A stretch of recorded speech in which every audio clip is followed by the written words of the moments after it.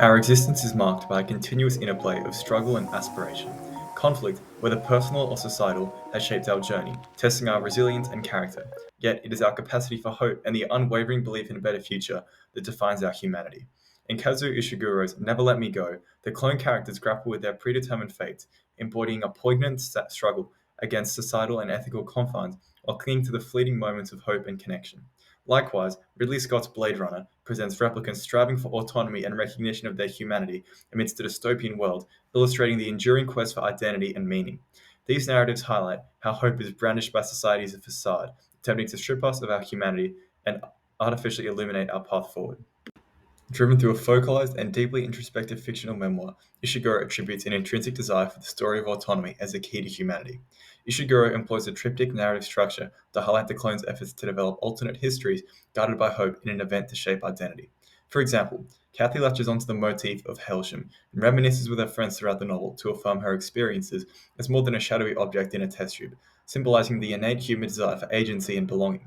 Consequently, Kathy's gradual disassociation from her friends, first with Ruth and then Tommy, highlights the futility of their attempts at rebellion and the impermeability of these large institutions. Ishiguro critiques the facades we construct to justify the immortality of consumerism and continuing to oppress marginalized groups, highlighting the paradoxical nature of humanity in the process. Through the employment of neologisms, Ishiguro expertly critiques the normalization of oppression in society in the way the students regard their debts as charitable donations or completions.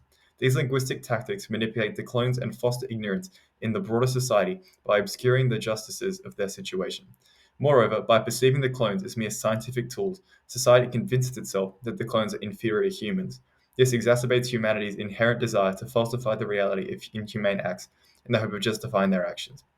Ishiguro skillfully weaves Kathy as an unreliable narrator throughout the novel, through the use of sterile lexiconic dialogue, portraying Kathy as an ignorant character, shackled by the panoptic illusions cast upon her through her time at Helsham, ignoring red flags and impending commodification, and instead taking joy in gossip and rumors, like the Morningdale scandal. Ishiguro contemns society's knack for confronting issues and humanity as a whole, acting passive.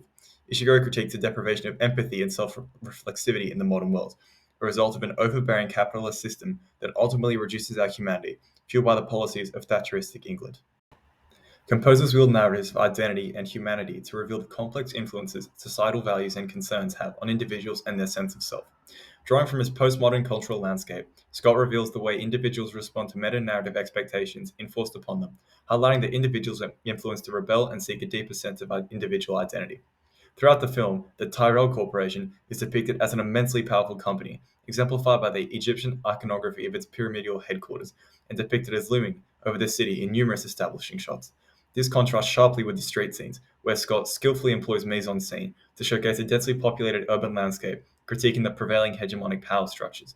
Furthermore, through Roy Batty's quest for ontological affirmation, Scott adroitly relates to the symbolism of eyes, illuminating the importance of personal experience in developing identity. Batty's remark, "If only you could see what I've seen with your eyes," rejects the notion that his identity is a product of the Tyrell Corporation. However, his limited lifespan casts a shadow of futility and despair over his search for meaning, highlighting the theme of a lack of hope. This existential dread underscores the replicant's plight and comments on the elusive nature of self-actualization in a world dominated by artificial constraints and predetermined destinies.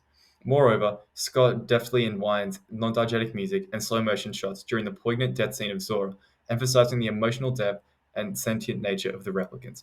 The haunting score highlights the tragedy of her demise, eliciting a profound sense of empathy from the audience, while the slow motion accentuates the visceral impact of each movement, allowing viewers to fully grasp the cruelty of the situation. This intricate blend of audio-visual elements not only affirms the replicant's capacity for genuine emotion, but also subtly challenges the viewer to reconsider the nature of humanity itself, casting a reflective light on Descartes' own existential journey and blurring the lines between human and replicant. In doing so, Scott invites a deeper contemplation of what it truly means to be human. While Scott and Ishiguro engage similarly with a critique on political structures, being Reaganomics and Thatcherism, Scott incites a violent reaction from the replicants as opposed to a passive reaction from the clones. Scott alludes to American ideals of manifest destiny, where people are encouraged to resist repression, whereas Ishiguro's clones, who accept their predetermined roles and the inevitability of their demise, reflect a sense of hopelessness.